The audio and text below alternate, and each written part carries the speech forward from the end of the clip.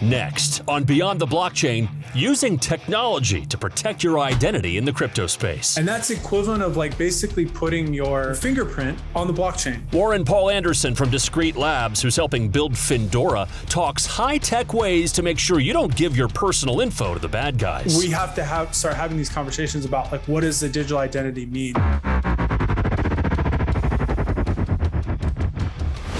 This is Beyond the Blockchain. How much information are you giving away every time you sign up for a crypto exchange? According to Warren Paul Anderson, way too much. I sat down to talk to him about programmable privacy and how we can all stay more secure on the blockchain. Yeah, well, let's talk about programmable privacy. I mean, we all know,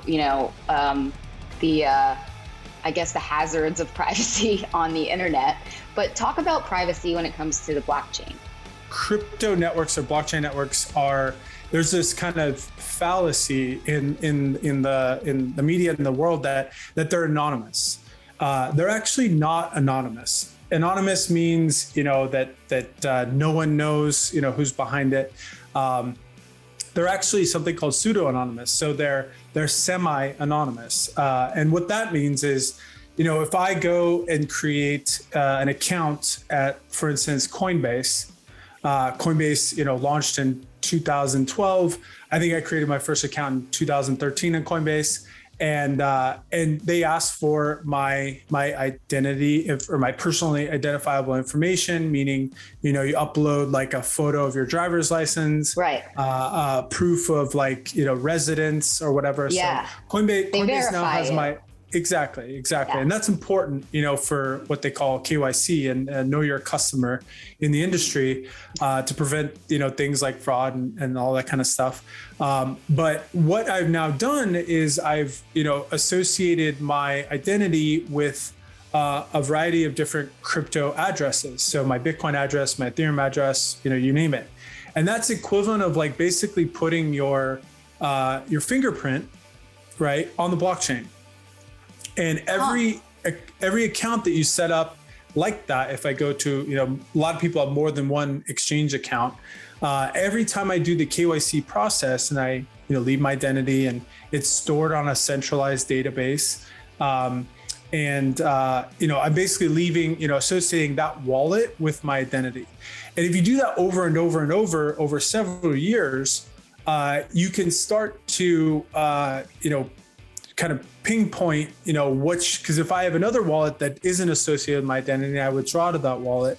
It's now they can infer that that's my wallet based on just a degree of separation, right? So you get this fancy kind of crazy graph going on and a lot of analytics that you can start to map out identities on the blockchain. And that's, it's kind of good and bad. It's good that,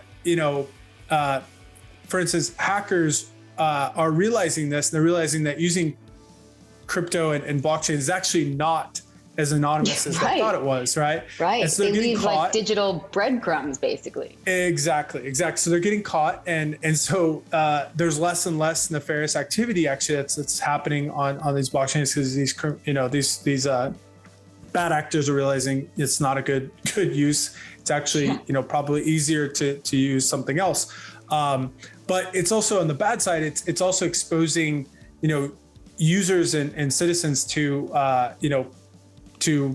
privacy violations, right? People are discovering that there's their transaction history is being exposed. They paid for coffee or stuff using crypto at certain merchants at Starbucks or whatever, and that could be with timestamps, and that could be related to other social activity. So you have a lot of this happening, and as more and more crypto becomes more and more mainstream, more of this information is being kind of seeped on the blockchain. So there needs to be more awareness around the privacy kind of conversation around blockchains and crypto. So not a lot of people are talking about it. It's one of those things that you don't know it's a problem until you actually kind of uncover all the layers and you realize that could be a problem. Well, I mean, if you're not involved in nefarious activity, let's say.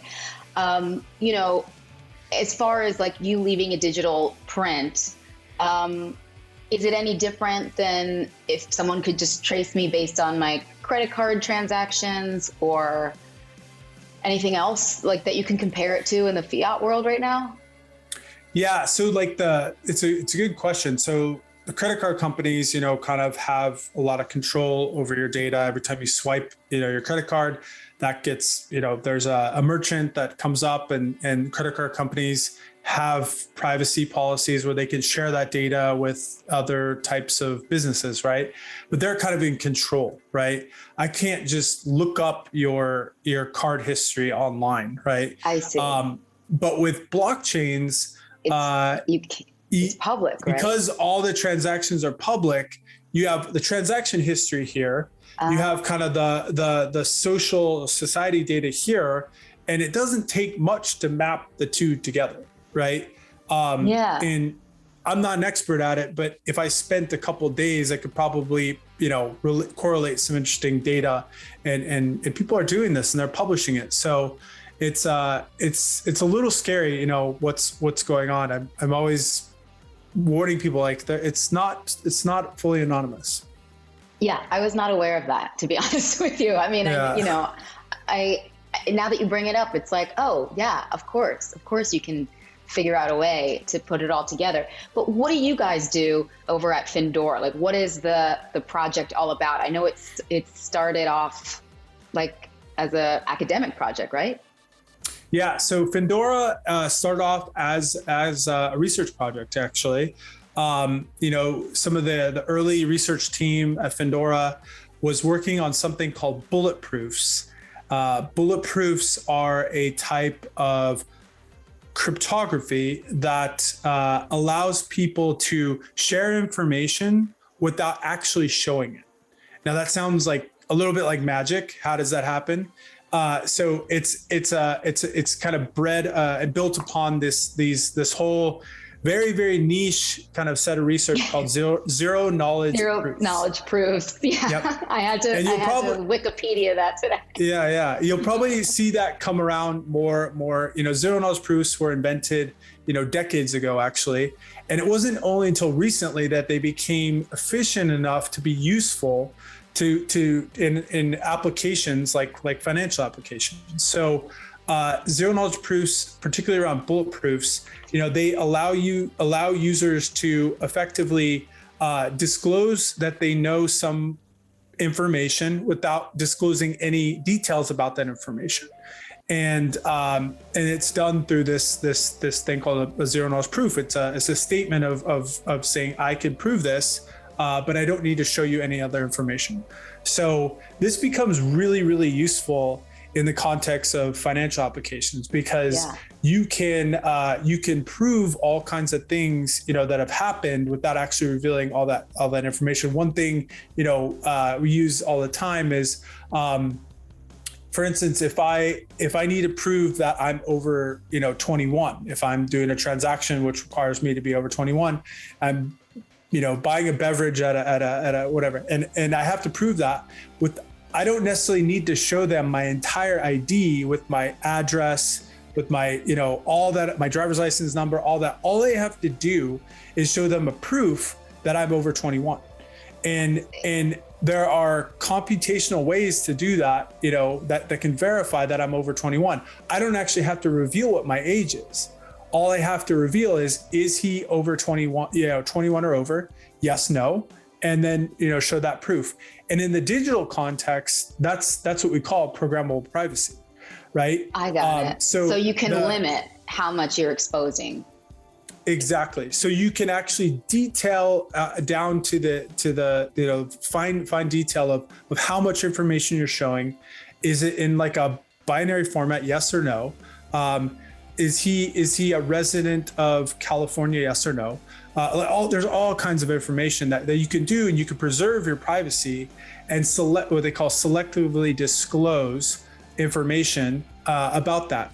And the nice thing is you don't actually have to upload that information onto a database that can be accessed or hacked, right? It's just you're showing the proof of that. That's it. and then the merchant can just store the proof, and they don't have to actually store the information. So it's really just about access and controlling that access.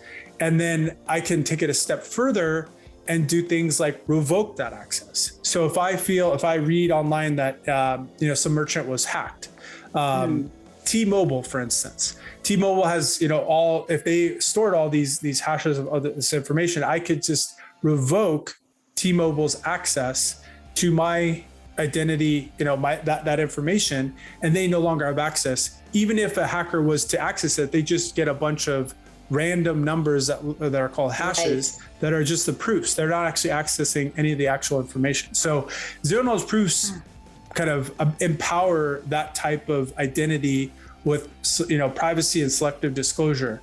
And Discrete Labs is focused on building out an entire library of these types of zero knowledge proofs that allow things, like private transactions, selective disclosure of information, identity, all that kind of stuff.